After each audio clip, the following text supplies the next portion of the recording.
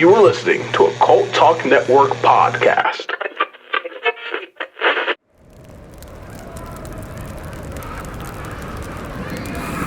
I never wanted to bleed the species to its marrow, reaving half the galaxy clean of human life in this bitter crusade. I never desired any of this, though I know the reasons for which it must be done. All I ever wanted was the truth!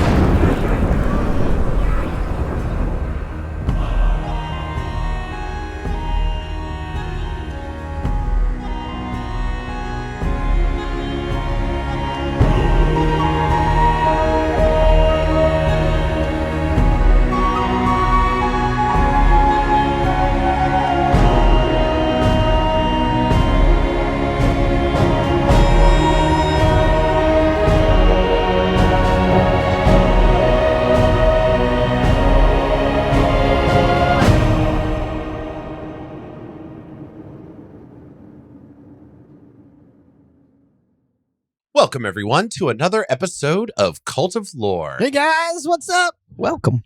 I'm Eric. I'm Ben. I'm Jerry. And today we are going to do another Primarch episode. Fuck yeah.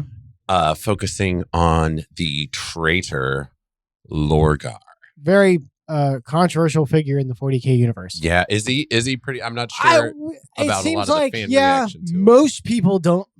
Most people blame Lorgar for everything, which Right. I don't think is fair, but I can see how you get there. I can see how you get there, but He's definitely one of the catalysts. yeah, There's no doubt that he's probably the biggest linchpin. However, he's not the first linchpin. So whether or not you can lay it that's all fair. at his feet is, I don't think so. right. But I won't say Lorgar did nothing wrong or any shit. Jesus fucking Are Christ. there people son. that really say that? I mean, you have your chaosers, right? Your people that believe that because chaos is basically nature, that it is the way things are meant to be. And I so see. he is merely adhering to the whims of what nature is trying to do. Interesting. Okay. Yeah. I have absolutely no idea how pervasive that fandom is, right. but I have seen it. Interesting. I could definitely see why he's a contentious character then and has different. Yeah.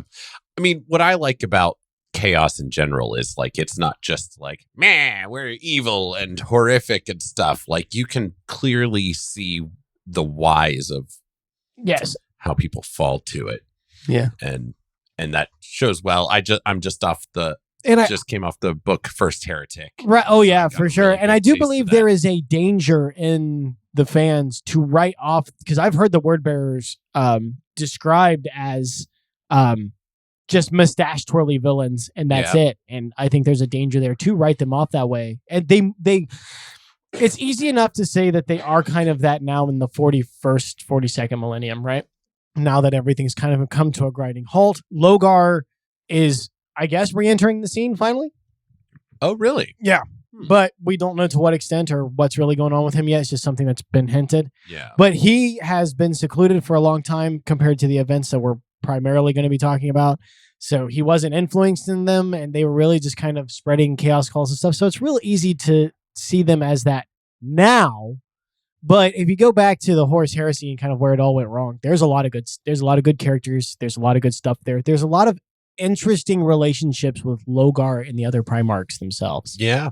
So lest not we treat a character with kid gloves, and also remember that he's more complicated than he appears. Yeah, that's very true. Anyway, He is a complicated guy. Yeah.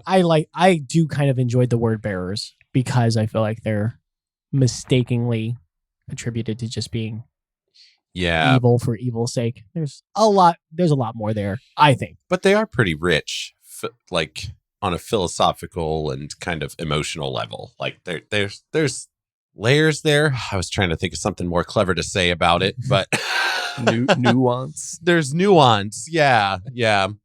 They're complicated.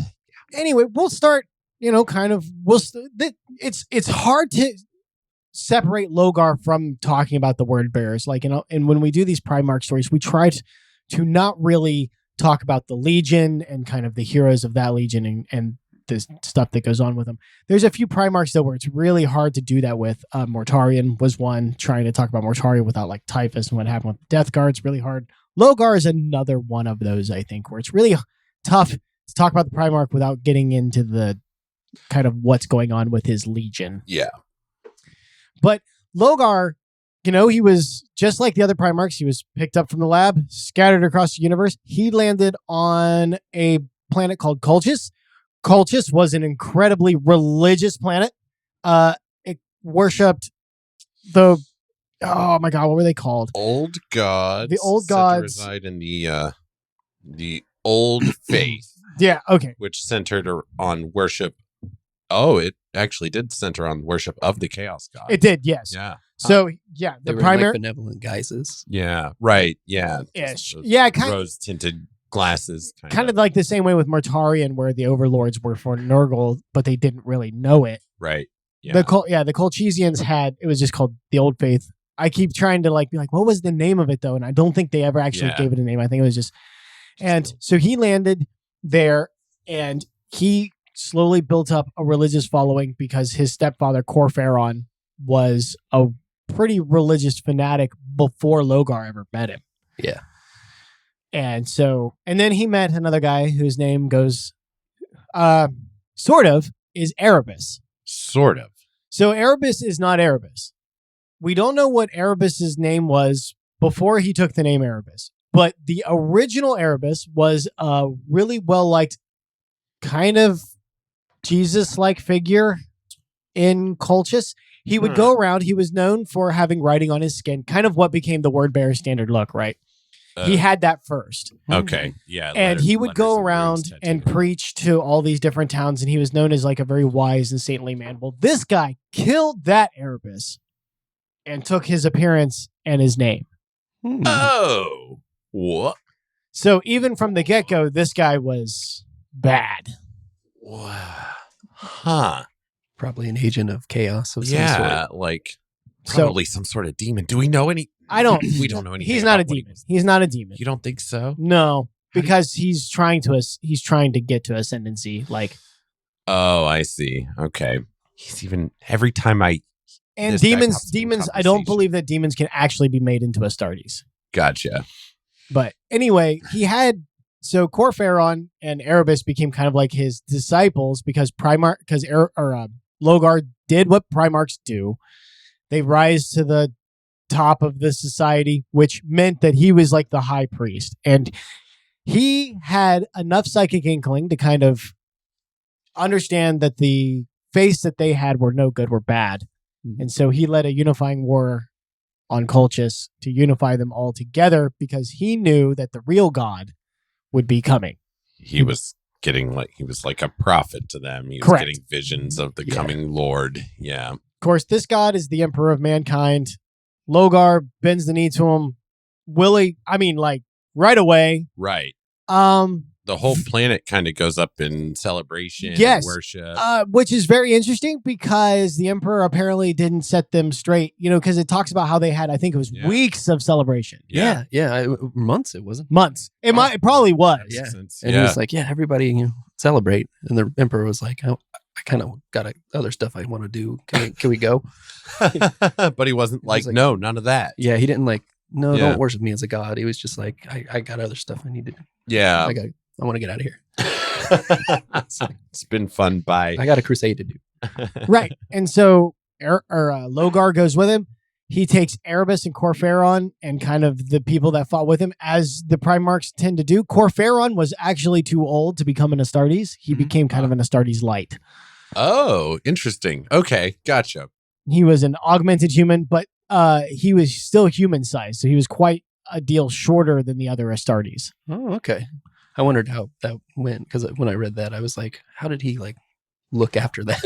Yeah. No, he was, he was still, so there's a few others that had that happen. For the Lion, it was Luther, his father. It was the fathers of the Primarchs, kind of, it seemed like. But Luther was too old to become an Astartes, so they just augmented him to where he was basically an Astartes, and with the proper armor that they had access to, because back then technology was really ramping up.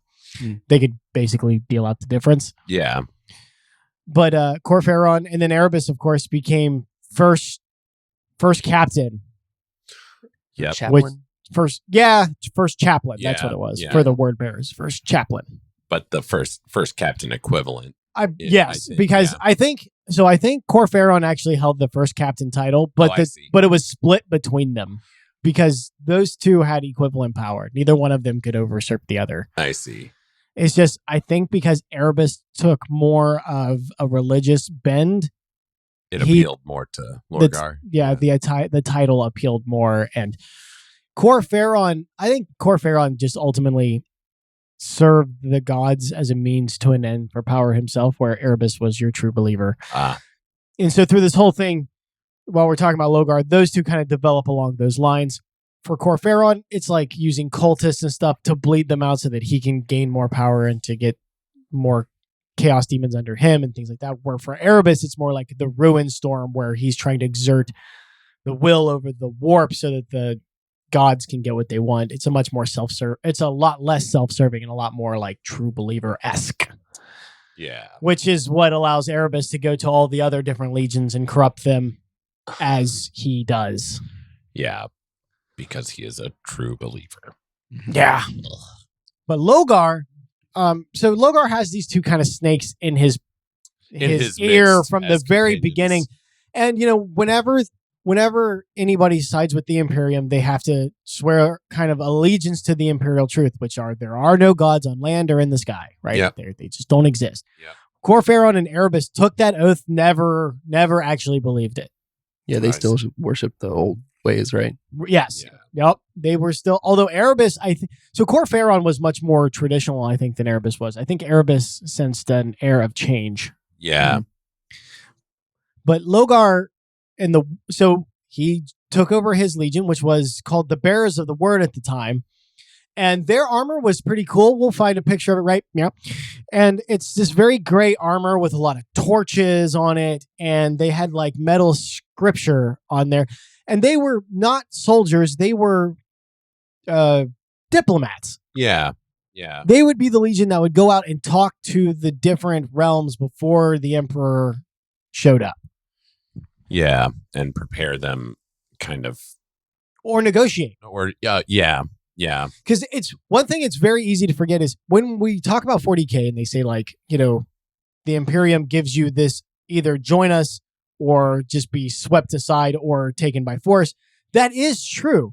But the Imperium will try to negotiate any way that they can. It's not with a heavy hand. It's more like. Right. Yeah. In good faith. Yeah. Yeah. It's like, we will give you any concession that we can with the notion that you're still under us. Yeah. Like you still have to surrender, like, absolutely. Right. Yeah. But we can be nice about it. We can be nice about it. Correct. We have layers of tiers here, the levels of tiers. Yeah, what level you join us in is entirely up to Which you. package would you like? We have A, B, and C. You see, if we have to go to war with you, your tithe is going to be pretty high, probably. Yeah, we have all the way from the vacation package to the prison rate package. This one comes with guac.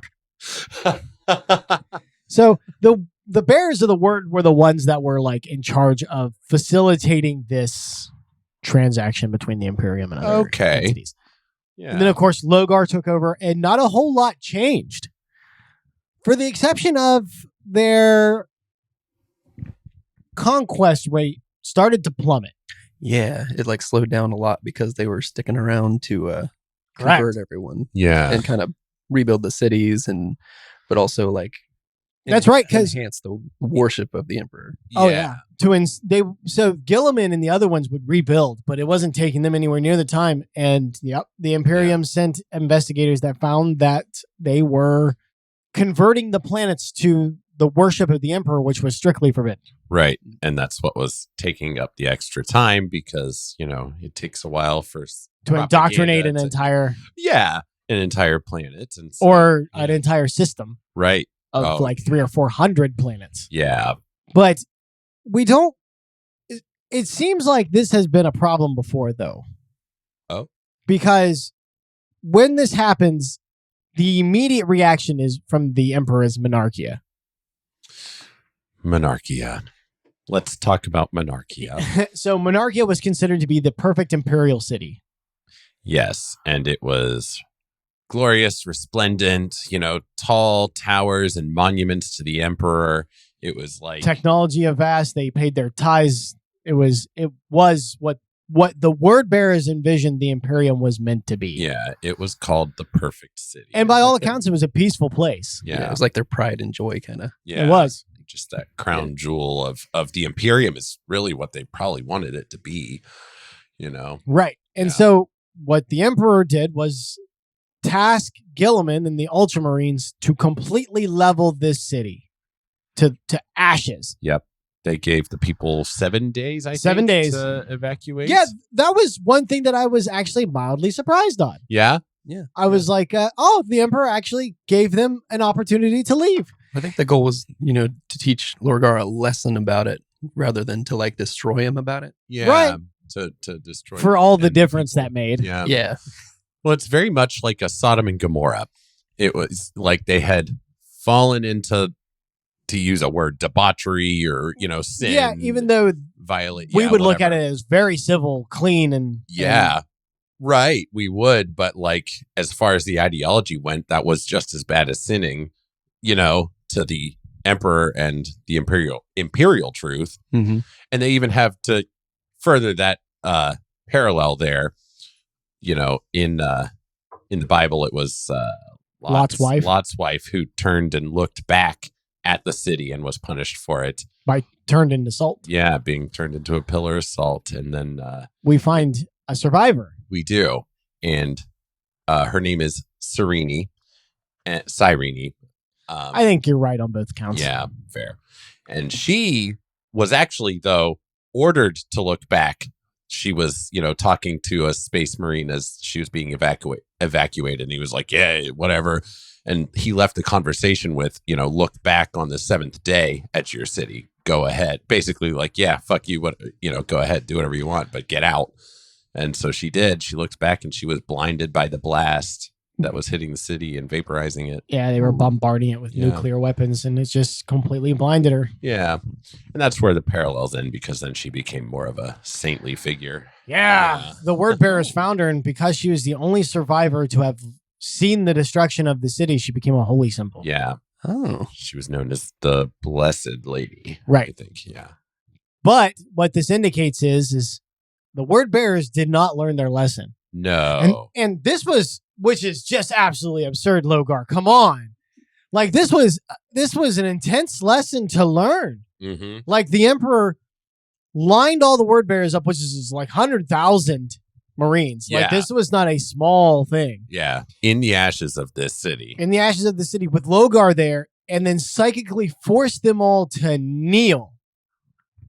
And Gilliman was standing there with his Ultramarines as an example, which was a terrible, terrible mistake for the Emperor to pull, and one that Gilliman didn't want to do. Mm-hmm.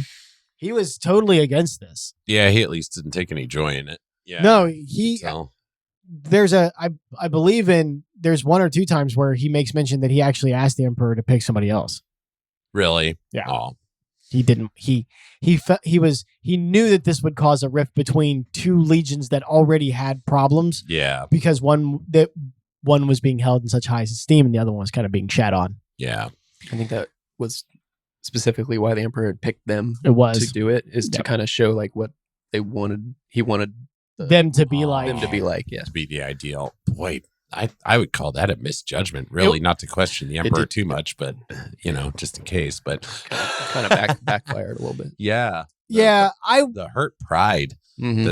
that came from that, I think. yeah, I would have. There's no reason to make another legion do that, because you have plenty of Astro Militarum and other resources that could level a city. This is not a war that needed to be fought by Space Marines. I would have not had any legion be the ones doing it, Should have been the custodians. and I would have. Lorgar had friends. I would have brought somebody like Magnus, and I would have had Magnus stand with him and be like, this is your brother. Like, support him in this moment. He's going to be punished, but like he needs to learn this lesson, and it's going to be harsh, but there's no reason to be cruel about it. Right. But yeah, this one was a misfire. I mean, it was so traumatic that they talk about, had the Marines not been psychically augmented, they would have started committing suicide en masse Yikes. because of the trauma, just the psychological That- trauma that this yeah. was having. How deeply ingrained their love of this city was. And the Emperor. Yeah. Mm-hmm. Oh, right. Yeah. What the city represented, I should say. Yeah. That's a dedication to their love of the Emperor. They had, like, I can't imagine what it's like to be somebody that is a dyed-in-the-wool believer in any faith. I don't care what it is. Any faith that involves a god. And then to have the clouds part, this god that you believe in come down and tell you that you have completely shit the bed. Mm-hmm. That would be Psyche breaking. Yeah. Incredibly traumatizing. And Primarchs are humans dialed up to an 11. So even their emotions are way high up there. And it broke Lorgar's fucking brain. It did. He slapped Malcador. Slapped Malcador, So- the fucking sigillite. So To the Malcador is a ground. character that we don't cover often, and Yes. it'll be really interesting when we do because I like Malcador. But he's a fun. human. He's an old man. He's thousands of years old, but he's like the second most powerful psyker next to the Emperor himself. Okay. He's kind of Yeah. like Gandalf with an attitude problem. Yeah. All right. Crotchety old man with Yeah. a staff that can just throw beings around if he Yeah. wants to. Just as like kind of just a little example, he was talking to Horus. This is before the heresy, of course. He was talking to Horus, and I believe Sanguinius was there, and two other Primarchs. I can't remember who, but the Primarchs were having a conversation about the two brothers, the two legions that were expunged from the record, right? The ones that we don't know anything about. And Horus was kind of talking about how it's messed up that they were our brothers. We can't even talk about them. We can't say our names. And they're like, and the other Primarchs are trying to tell Horus, we're not supposed to be talking about this. And Malcador, because he just knows shit, shows up and he's just like, no, you're not supposed to be having this conversation. And Horus looks at him and is like, who are you to tell a Primarch what to do? And just like that, Malcador shuts off his ability to breathe. Wow. And just brings Horus right to his knees. Yikes. And the other Primarchs don't jump on Malcador. They're like, release him, please, let him go. Like, don't do this. Yeah, So he obviously has some authority.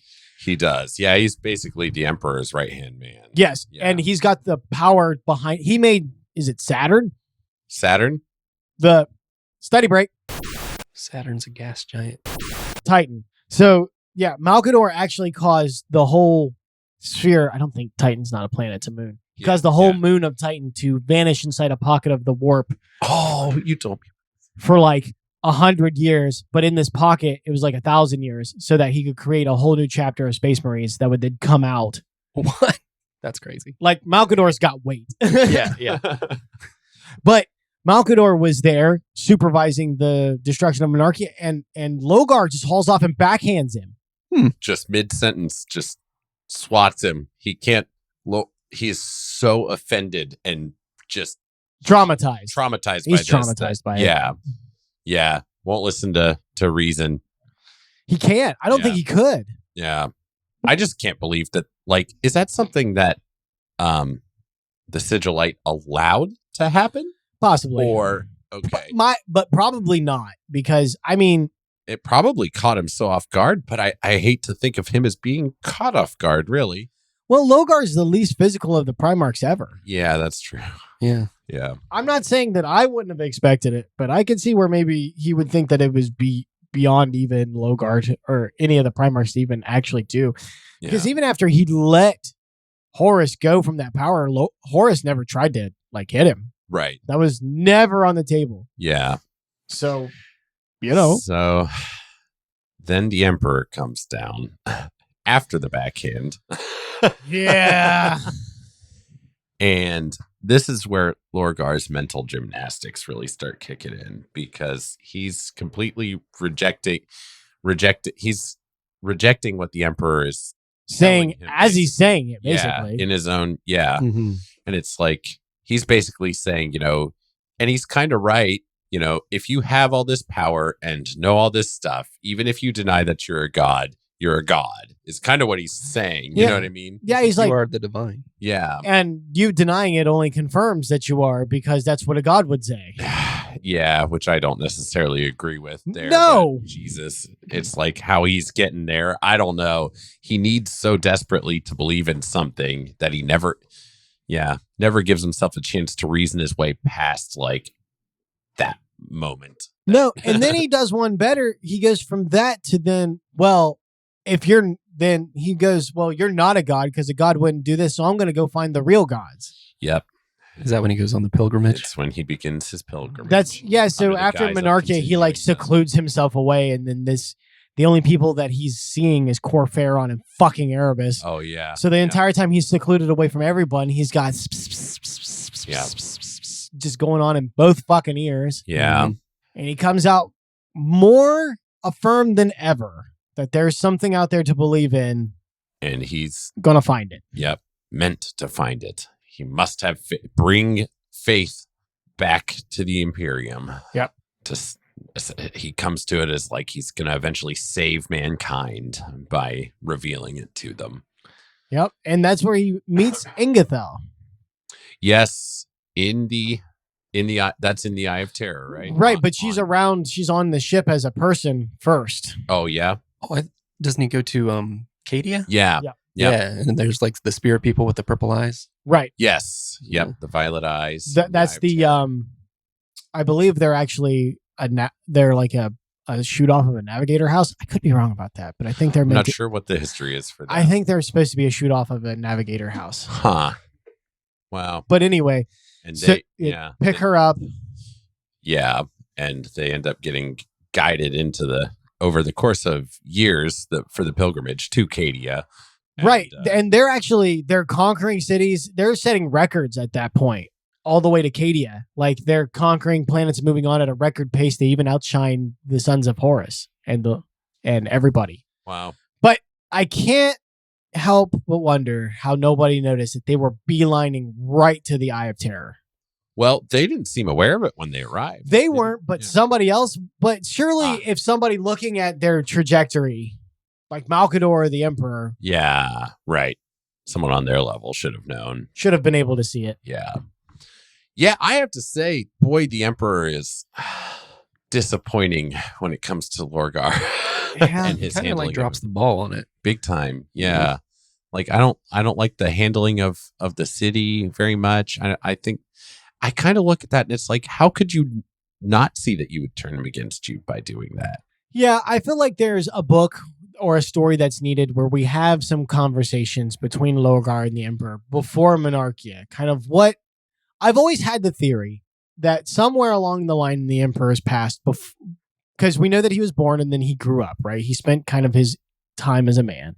Yeah. That maybe he did try to pursue religion. Like he felt like there needed to be something out there. And then he came across the Chaos Gods and that's what kind of sealed him off from religion. And that maybe the reason why he was so soft-handed with Lorgar is because in Lorgar, he saw that bit of himself. And he's like, well, he'll grow out of it like I did. This is all pure speculation. Sure. There's not one scrap of nothing that supports any of this. Yeah, but I've kind of speculated myself whether or not the Emperor had like a pretty like deep dive into faith at some point in his I would say he history. would have to come out with the Imperial Creed. I almost called The it Imperial Truth. Creed. Yeah, the Imperial Truth. It's not a creed. That's the point. Right. So at this point, anyway, Which is like rationality and science. Yeah, It's the yeah. light of humanity. yeah, yeah, it's a secular, just knowledge, whether- just things you can prove. whether he wants to call it or not, it's still a secular religion. Sire. As we see, it became anyway. Yeah, It was that beforehand. Anything that Yeah. you take as an absolute becomes a religion. You can't help it. yeah, And that might, and I think what that does is it kind of speaks to Lorgar's point, because Lorgar's whole point of view was that mankind as a species needed faith. It was like that missing like fifth element kind of thing, you know, yeah. that was just crucial to the makeup of the human experience. Yeah. And I kind of tend to agree with him. Well, and it makes sense. I mean, you can get a lot of personal strength out of faith. Believing in something gets you, when you've got your back against the wall, I feel like that's one of the components that can really like help you power through something. You know what I mean? Mm-hmm. I think that's, yeah. Yep. And I think there is something to that. it's that and you've always heard that. I've heard a bunch of stuff. There's no atheist in foxholes, right? Right. And that's not. In my opinion, that's not calling somebody like a hypocrite for being an atheist. And then when this thing happens, you start praying. In my opinion, all that does is shed light on how deep inside the reptilian part of our brain that notion is. Yeah, like on an instinctual level, right? Yeah. So when all other options are gone, you still kind of have like something in you that's like, no, there's got to be some like You're grasping for that ethereal thing. Yeah. Going to save right. you. Yeah, right. And stuff like that is not easily dismissed. No. So I can sympathize with Lorgar's, what his initial life stance was. Yeah. I can get behind it. I can't get behind it as far as 40K goes. Listen, if you take moral sides with anybody in 40K, I have questions. But as far as motivations go, that beginning motivation for Lorgar, I understand. Yeah. Well, and it even does make sense, like on just a purely logical level, like that planet was prospering in the name of the Emperor. Like they were joined up. They were ready to go. He had soldiers that were ready to like die and conquer in his name. Like that's, how is that not a benefit from a certain point of view to the Imperium? You know what I mean? Mm-hmm. Like, but so even taking kind of Lorgar's own motivations out of it, like that's a powerful tool to have that the Emperor obviously has good reasons to want to discard, but well, absolutely see that. Yeah. A lot of, the path to quote unquote utopia is kind of the notion that we all do the same thing. Right. We all believe in the same things and we all practice. Right. It has to be that way. Yeah. Because with differences come conflict. Yeah. And so it makes sense for me to Lorgar to want to unite. That. Yeah. He wanted to bring everyone together under the same. Of course, we see also the dangers of that. Oh, yeah. He's also a cautionary tale. Mm-hmm. Yeah. Yep. And from then on, like ever since the Eye of Terror, he was a central figure in the Horus Heresy. Yeah. Yeah. He was there on Isstvan 3, Isstvan 5. Yeah. The Battle of Kalth. Yep. Which I haven't gotten to yet in the book series. So Lorgar doesn't. So Isstvan 3, of course, is where the traitor legions purge all of the loyalists out of their legions. Yeah. Okay. That's rough. Yeah. That's not loyalist versus traitor. That's traitor versus traitor, kind of. Yeah. That's just murder. It was. Yeah. They had, and boy, although we do not have much in the way of records of there being this occurring in the word bearers. There probably were, as a matter of fact, we know that there are some loyalist word bearers. What happened to them? No idea. Yeah. Well, I think they did end up killing some. There was a few, but I don't know that they're ever actually mentioned. In Isstvan 3 itself. Right. Yeah. We know that there are, in the 41st millennium, there are 2 word bearers that are part of they are the heads of the ecclesiarchy. Oh, okay. Huh. Yeah, that's how but I believe they are going by bearers of the word, though, which is the old title, name. Yeah. Which is, that's pretty a common thing for traitor loyalists to do. Gabriel Loken reverted back to a lunar wolf. He said he was a lunar wolf versus the son of Horus. Okay. So a lot of them, if the Legion changed their name, they did go back to that. Yeah. To their more like, because the Emperor gave them their original names. Correct. I don't believe Nathaniel Garrow ever did, though. I believe he remained a Death Guard. Yeah. Maybe. Somebody let me know down below. Did he revert back to being a Dusk Raider, or did he stay a Death Guard, or did he just disassociate altogether? Good question. Yeah. I can't remember. Yeah. I do like Nathaniel Garrow. We'll have to get on him sometime. Yeah. Yeah. We're running across some characters where it's like, all right, we're going to need to take an episode to focus on just a few of these individuals. Yeah, what the hell? I can't resist a sidestep. Eric, you really got into Argel Tall, didn't you? Argel Tall. So have you come across that name yet? I think I saw the name, but I can't remember who he was. Yeah. So Argel Tall, he's a word bearer. And he became basically besties with the Blessed Lady Cyrene. Oh, okay. Yeah, like after she was blinded, And joined he's up with the really word bearers. kind He's such a sweet as person. far as Astartes, yeah, Astartes go towards humans. Yeah. He's very tolerant. Okay.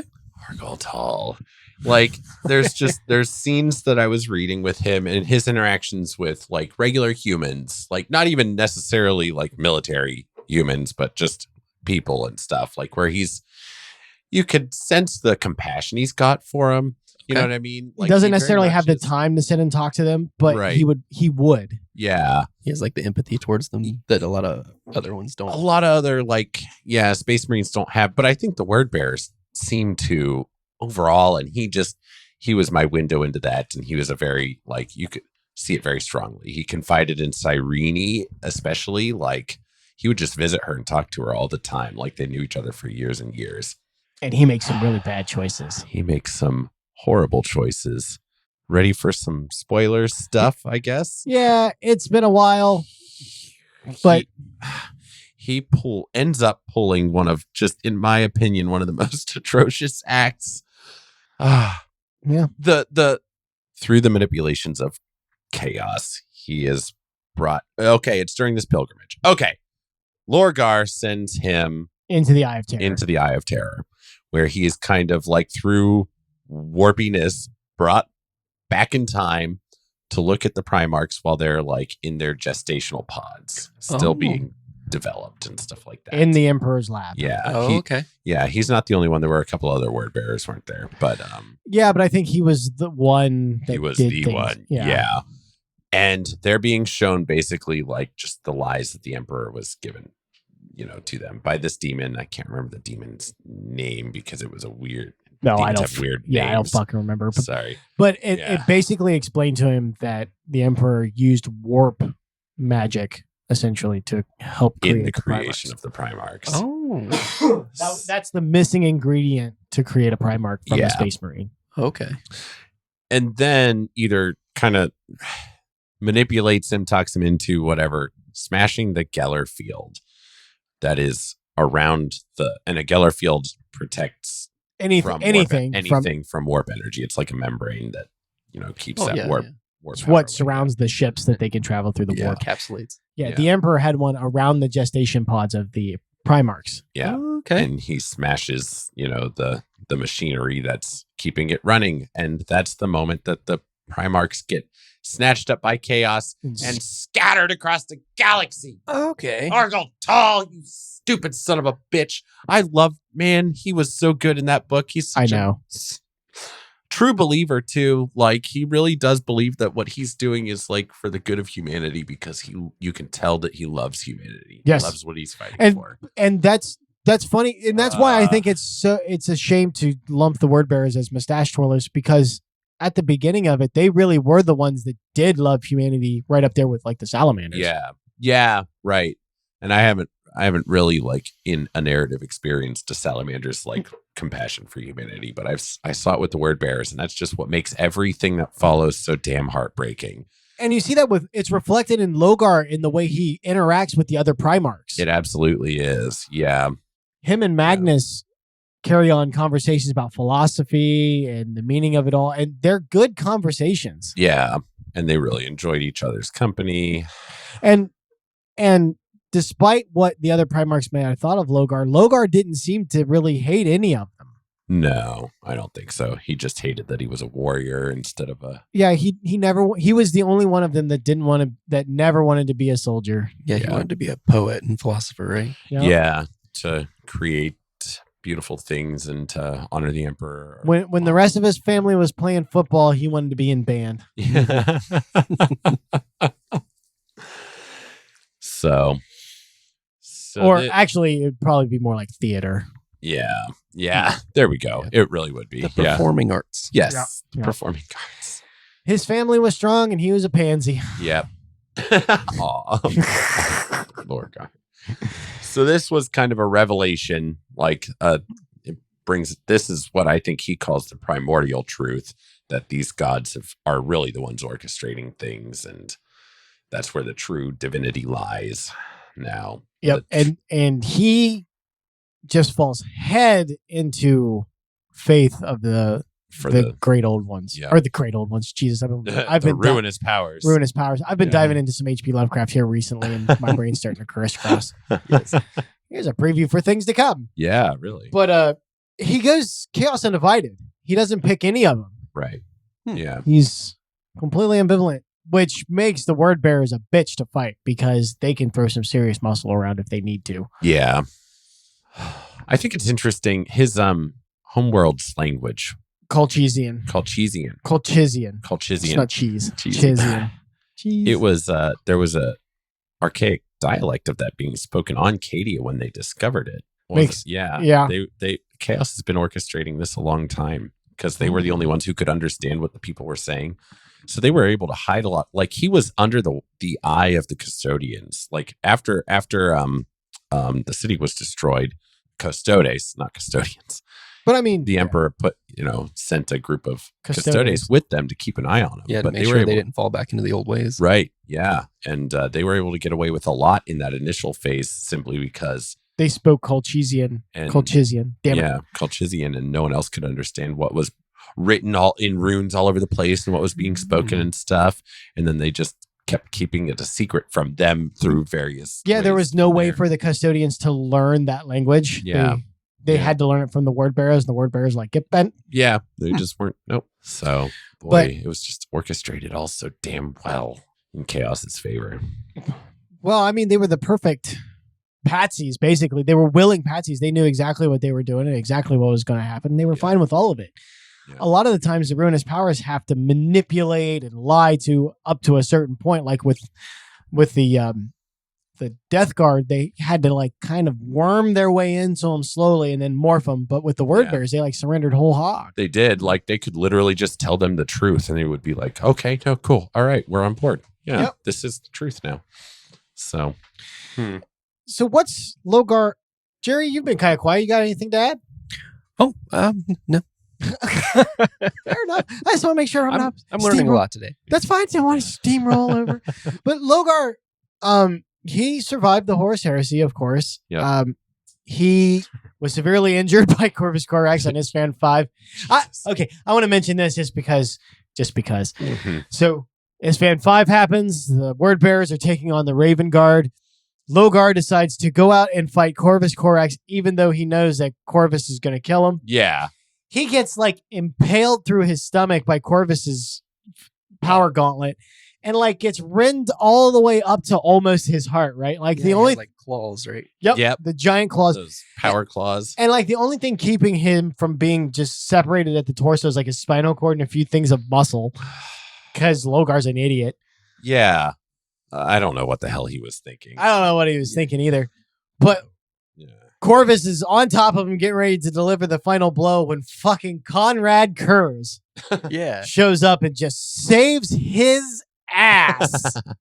And he like taunts him a little bit about it too, doesn't he? Not a little bit. Big like time. Yeah. So really tries to goad him into a fight. I absolutely love this scene in the book because it like Corvus is barreling down, going to stab, and then their claws interlock, and it's like talking about how Corvus is like gritting his teeth, trying to push in on him, and Kurz isn't struggling at all. He's just kind of smiling and slowly pulling Corvus up, just like no.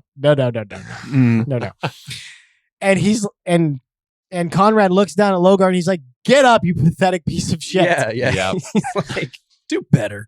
And Logar's like climbing up Conrad's armor, like, I got this. I got it.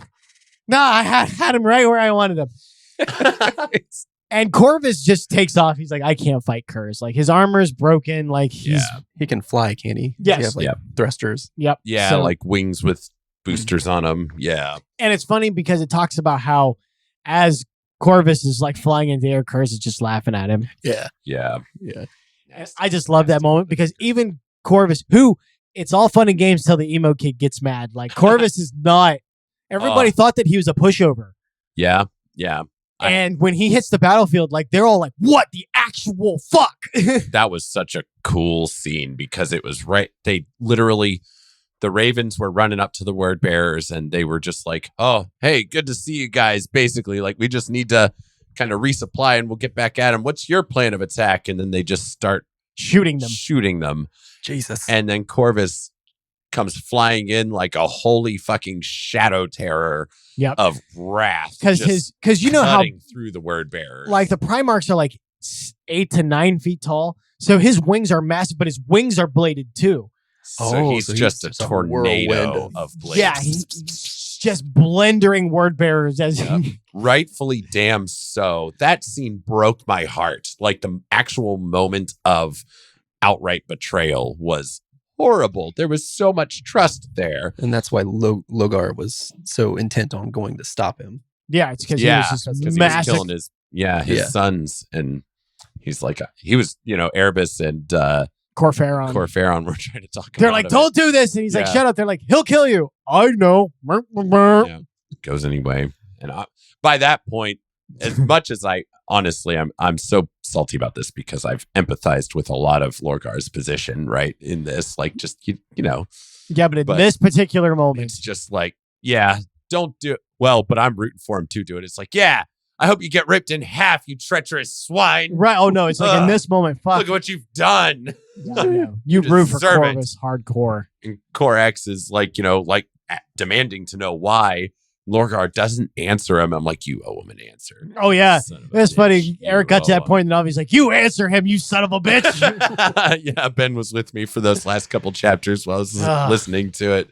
Just seeing, I'm sure, just shock and disgust and anger on my face. It's such a well-written tragedy. I get lost. Like, seriously, the first Heretic and the sequel book Betrayer are two of the best written ones that I've come across. Yeah. They are hauntingly good, I think. Yeah.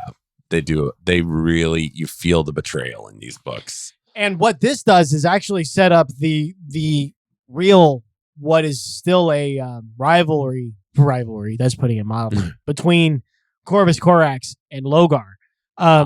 Okay. When the Horse Heresy kind of fails and they retreat into the Eye of Terror, Corvus sets up his Raven Guard and then takes off into the Eye of Terror after Lorgar. Oh, wow. Well, good for him. And we've seen, there's a couple of scenes, there's been some storylines that have kind of hinted at what Corvus has been up to. And he's just like, the scenes we've seen are like, word bearers are like running through this castle and they're like telling everybody to evacuate and get out of there. And they're just seeing this gigantic shadow. It's just like this fuzzy shadow in like bright light, but it's still just a shadow hopping from person to person. And they're just like exploding. And we do know that Corvus has suffered warp mutation. Oh, no. Really? Since he's been in there. Like, I believe it's been hinted at that he might actually have wings now and might have feathers. Is he still a loyalist? Yeah. He's still, but it's just, he's just changing from being in there. Oh, okay. Man. Which then makes people wonder what in the hell is going to happen. What does Lehman look like? Oh, yeah. He's been in there. Probably much more wolfy. Maybe. I hope that I'm okay. So I'm okay with a few of the Primarchs getting a little bit more warp changed because then you have like, how's the Imperium going to react to these guys? Right. Don't go overboard. Yeah.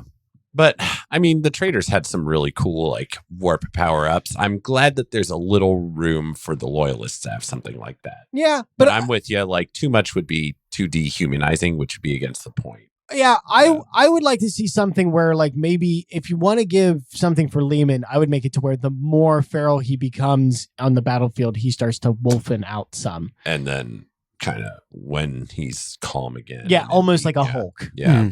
Like a werewolf. Yeah. Yeah, cool. It's just tied to emotion instead of the moon, something along those lines. Right. Yeah. I would be okay with that.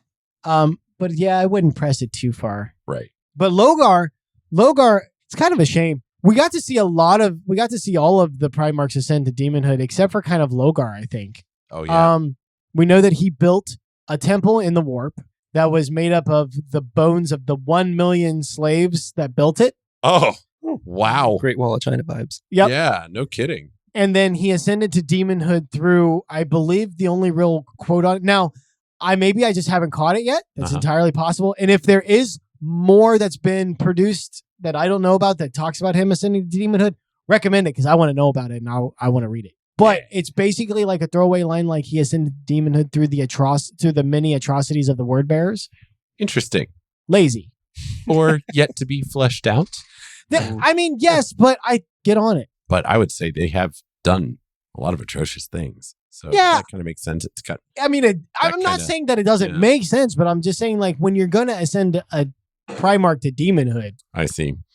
Yeah. there needs to be a story that goes with that, because that's no small thing to happen. Right. And, and the book series is almost over, isn't it? As far as Well, so Lorgar doesn't ascend during the Horus Heresy. right. Okay. It's after. It's after. Okay. So they could and just because the series is almost over, or at least the book that's chronologically the last Is coming up. I in no way, shape, or form believe that they're going to get to the end of the Horus Heresy and be like, well, gosh darn, we're not going to be able to publish no more books in that time era, even though it's getting to be just as popular as 40K is. Gosh darn, what are we going to do? Fair. So Fair point. I don't think actually ending it is going to stop it at all. Yeah. There's a lot. Like, it's 7 years, but there's a lot that happens. Yeah. There's a lot of characters that you could do a single book on to frame stuff. Like Savitar. That would be... I mean, they did a Prince of Crows, but I would like to see one more. That's what I'm saying. I would like to see more from him. Ben one more. Yeah, more Savitar, more Argyltal, more stuff from maybe what he was doing. Because when... in between the two books that he's featured like predominantly in, which is First Heretic and Betrayer, when you leave the First Heretic, it takes him an hour basically to shift back to human. Oh, okay. And then when you get to Betrayer, he's able to basically venom it, right? He's able to pop in and out as he wants. Yeah. So there's a lot of time in between there where you could do a book of him mastering his transformation into the demon realm. Right. Yeah. And I'm given to understand he's a very unique case where the demon, he's possessed by a demon, but he and the demon kind of share and even benefit off of each other. Like the demon kind of... The demon doesn't want to take over. No. And it likes having his rationality, his sentience. It kind of like will use that. It'll lose itself in its wildness. And then kind of like as he comes more to the surface, it gains a focus. It's like, oh yeah. Past, present, future consequences. Right. No, we want to go it understands his value as well. Yeah. For it, it's like, oh no, it's like the demon forgets that it's in like the Imperium world. Right. And after a minute, it's like, oh yeah, fuck. Yeah. These concepts, it like doesn't want to destroy his life. Right. In some strange way. Yeah. Because it really wants to look, wants to look at it because it's hard for me to accept that they're now more or less the same being, but it wants to be the same person. Right. It wants to value what he values, and it wants him to value what it values. Right. They're influencing each other. Yes. They are, or at least the demon is trying. Yeah, that's the demon's intent, and Argyltal kind of starts falling into that. Well, he tries to kind of keep the I'm the master, you're the servant relationship, but it's really hard. Yeah. But Lorgar basically spent 10,000 years after the heresy in this temple, like meditating. Oh, wow. And so 10,000 year meditation. So I guess now we know that he's left the temple. Okay. We don't know what he's up to. Interesting. Yeah. Although I guess with that kind of meditation, I hope he's got a good fucking plan. With that kind of meditation, I would hope that he came around to realize what a fuck up he is. Jesus. Oh, yeah. No, Primarchs are known to repent from their sins after becoming a demon. Definitely. That tends to soften up their positions right nicely. I'm sensing a lot of sarcasm. No. In the words that you are bearing to me. What? Sarcasm? Never. I would never use sarcasm on you. Never. It's like, get a butter knife. I can cut it right here. Yeah. But this does pose a big problem because Lorgar has not one but two Primarchs that he just hate his fucking guts. Guilliman after Calth. Right. So I just got done reading No Fear, which is the Battle of Calth, where the word bearers revealed their betrayal to the Ultramarines, right? This is after Isvan 5. Horus is War Master, and of course, the heresy is just underway, and he aligns a battle where he's like, okay, the Ultramarines are going to spearhead it, but they're going to be backed up by the word bearers. And he basically lets Guilliman think that this is his idea to heal old wounds. Like, you guys are angry at each other over this monarchia shit. You're going to fight, you're going to win together, and that'll help strengthen the bonds. But what it allows the word bearers to do is get inside of Ultramar the realm of the Ultramarines, the 500 worlds, and get inside of their defenses and then launch a betrayal. Execute Order 66. More or less. Right. Yeah. And they do. And like, it's really heartbreaking for Gilliman because Gilliman waits, in my opinion, way too long to give the order to defend themselves because he's like, this is a mistake. He's like, I understand. He's like, something has happened. Like, it all starts with a ship blowing up. An Ultramarine ship blows up, and then the word bearers just start firing. And what had happened before that is Lorgar had a meeting with Gilliman where basically Lorgar set up a fake insult. He set up the conversation where Gilliman would imply an insult. And then Lorgar allowed that to give him an excuse to kind of implant the idea into Gilliman that he thinks the Ultramarines are going to betray them. Huh. Okay. And so this is a really good kind of pawn move that he does on Gilliman so that when the shooting first starts, Gilliman goes, oh no, they thought that explosion was a malfunction. The word bearers think we've betrayed them. And he's telling all his men, he's like, don't fire. If we fire at them, Lorgar's going to think that his worst fears are true. Yeah. Lorgar actually set all of that up, so that's what Gilliman would believe. Gilliman would think that. Yes. Like, he set up the conversation to where Gilliman would he knew Gilliman would have to say a thing that he could then take as an insult. Wow. What a bitch. Yep. Clever little bitch. And then when Gilliman finally gets a hold of Lorgar, he even ends the transmission by saying, I'm an orphan, which then further, Oh, man. And it wasn't until Gilliman gets another talking to him. Basically, he's like, okay, this is false. And because he puts out a transmission that repeats like over and over again, like, word bearers, this is a miscommunication, ceasefire. Like, we're not trying to harm you. And he's like, finally, he goes to have a conversation with Lorgar, gets through, but then it just like cuts him off. And finally, Gilliman puts it together and he replaces it with, Lorgar, I'm going to kill you. He's like, change that, put that on repeat. And Lorgar gets back in touch with him and then teleports a demon onto his command ship while they're talking onto the bridge of Gilliman's ship. Oh. Gilliman finally gets it. And then Gilliman gets sucked out into space because it basically destroys the bridge. Right. Yeah. And then that causes the miracle of Calth. Miracle of Calth. Yeah. What's that? We'll get into that when we cover Gilliman. Oh, you tease. Damn. Okay, fine. Cool. Yeah. So when Lorgar decides to do whatever it is that he's fucking doing, which so we've got strong hints that Angron's going to show back up in the 42nd millennium. Okay. Lorgar and Angron also have a history where there's this really cool moment in Betrayer where Angron gets buried. They're in a battle and Angron gets buried beneath the earth. And Logar's like, that's my brother. I'm going to go save him. So he teleports down and starts digging him out. Oh. When Lorgar gets hit by a double blast of plasma from a fucking Titan. Oh. Ouchie. Yeah. Completely fries him. And the Titan is getting ready to step on him when Angron comes bursting out of the ground and sees that the Titan's going to step on Lorgar, gets under it and holds up the foot of the Titan until Lorgar is able to get away. Oh, yeah. We've talked about that before. Yeah. That's right. And it's a really cool moment. It's in Betrayer. And you find out... Sorry, once again, Lorgar's on his back underneath of one of his Primarch brothers, holding something back so that he can survive. Yeah, but at least in this one, it was because he was trying to save Angron's life. That's true. Yeah, well, before he was trying to save his sons, Yeah, I guess that's the theme, is Lorgar is absolutely 100% willing to put his life on the line. He knew that Corvus was going to kill him. Yeah. But he was willing to give up his life for his. So Logar's not a mustache twirler. He's a true believer. He's got the good intentions. Yeah. He does.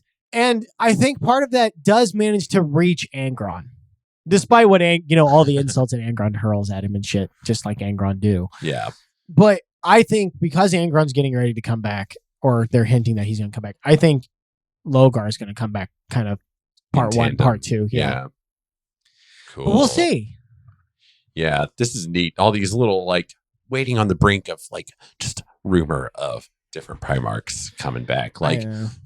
Several of them that we've covered, you've mentioned in an episode, there's, there's Lehman Russ. There might be some inkling of him coming back. But I think what seasoned 40K players would probably say is there's always rumors of Primarchs coming back. Damn it. That's like the thing. That's what I was afraid of, because it's only been a few years for me. Correct. And I know And that this same is here. a slow-moving ship. It is very Yeah. slow-moving ship. Yeah. And I'm afraid that I've infested Cult of Lore with my Primarchy groupiness. My Primarch groupiness. You have. I believe they are the best told story, at least that I've come across. I'm perfectly willing. I'm getting ready to start the Eisenhorn series. I just downloaded the first book today. That's what I'm going to be hitting at tomorrow when I'm back at work, is going to be the Eisenhorn. I've heard that that's really good. Yeah. I'm not going to lie, people. I could make it through the first Caiaphas Cain book. I tried. I didn't want to admit it. Saying it on record. I didn't want to admit it. Oh my gosh. I promise I will give it another go around. I will give it another good old-fashioned try. And I'll tell you what my problem was. The prologue is the beginning, right? The prologue is a woman talking about Caiaphas Cain.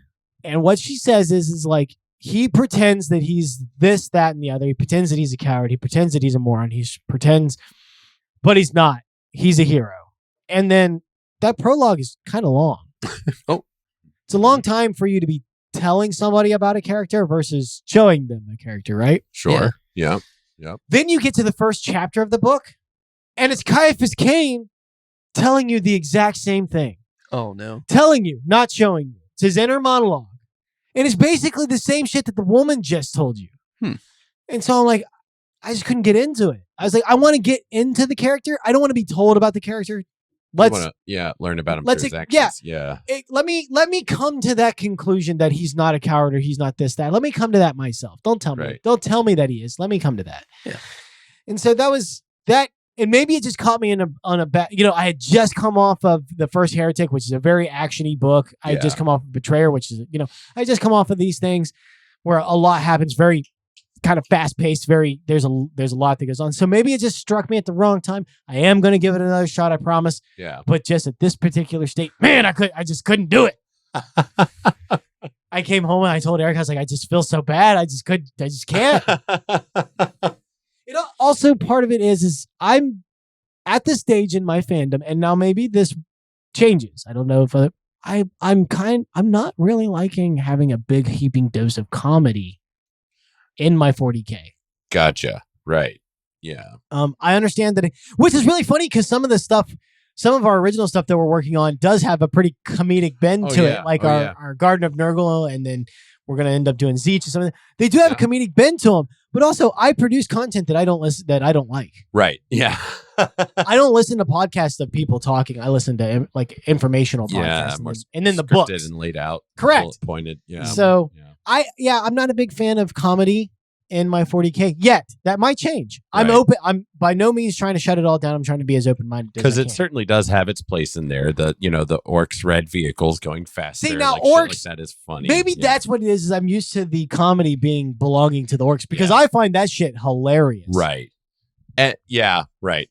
And I think a lot of it is like the Primarchs seem to be more of the tragic story. And I really like would match the tone. Right. Yep. And I think that's the stuff that I really like. Right. Well, of course. Yeah. It's quite dramatic and it's incredibly interesting. Like this stuff is very captivating. Like hard consequences. And right. Yeah. If you were to make a joke about it, it would kind of undermine Yeah.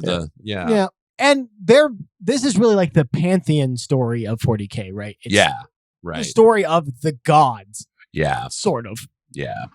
These guys are very easy to compare to Olympic gods. Icarus or Prometheus. Right. Or any of the Greek or Roman gods. Yeah. They're just god level people with very human motivations and ways of thinking about things, jealousy, envy, search for truth, duty, stuff like that. And if I myself at the current stage, if I had to pick something from 40K that I would say is unique to it, that is just something that it does better than any other fandom that I've come across, being a Star Wars refugee, is the fact that they're able to do that God story while still being human. Yeah. Mm-hmm. Yeah.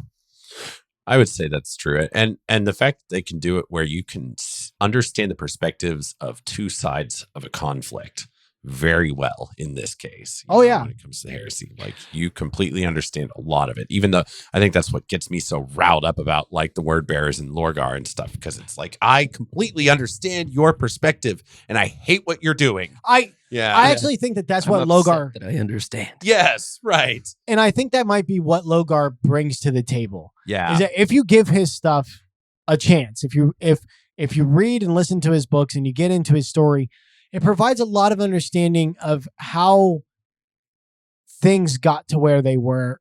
For the exception of, I still just can't bring my head to understand you deny your divinity and therefore. Right. That is the one pivot he takes from, like, man. But I mean, I guess the Emperor shows him be loved by all. He presents, my lord, in a particular fashion that is maybe not best conducive if you don't want... The gold's a bit much. You know what I'm saying? It's ostentatious. If you're like, I'm not a god, the shining light and gold, Flaming sword. with all due respect, sir, right. might present Golden the wrong... Yeah. Maybe Glowing drop hair. the iconography a little bit. Yeah. I mean, in your wisdom we rest, but I'm just saying, I can see where it provided the wrong idea. Yeah. I too can see that. And I have been in situations where I do go, I think thou dost protest too much. Yeah. And that's basically what Lorgar called him on. Right. Yeah. All that being said, all glory and praise to the Emperor. Right. No, I'm just, Don't. We are but humble questionnaires. Yeah. We don't. Yeah. Who are we to truly question? Right. The divine, possibly divine wisdom of... I'm going to stop talking. I'm just thinking. Yeah. I think this is probably a good place to wrap it up before we get into heresy. Yeah. It's not fair. I just got done reading a book through a heretic's perspective. Okay. My mind is a little tainted right now. But I want to know what you guys think of. Maybe. What is it? Corrupted, maybe. Oh, No. Eric. I feel fine. I don't hear any voices. No laughter. No screams. Don't see anything. Don't see anything. Nope. Mm. Emperor be Swear. praised. Yes. Emperor be praised. And also with you. Yeah. Yeah. But I want to know what you guys think of Lorgar. Yeah. Are we reading too much into it? Is he really just kind of nope, I'm right, you're wrong sort of guy? Or does he have some layers to him? Like ogres have layers. Onions have layers. Lorgar has layers. Right. Parfait. Parfait? Everybody loves parfait. You ever go to say you don't like a parfait? Parfait's delicious. Parfait. It's delicious. But anyway. Yeah. So let us know what you think about them and the word bearers. Yeah. Or yeah. Argyle Tall. Let's have a conversation about Argyle Tall. We can always talk about him. Yep. He's one of the cooler characters. Yep. We definitely want to do some more episodes. I'd like to learn more about him. Yeah. Yeah. Cool. Me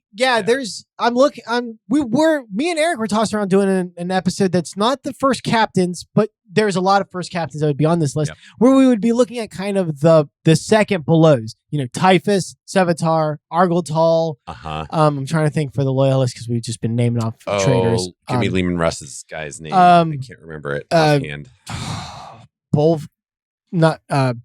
Bjorn.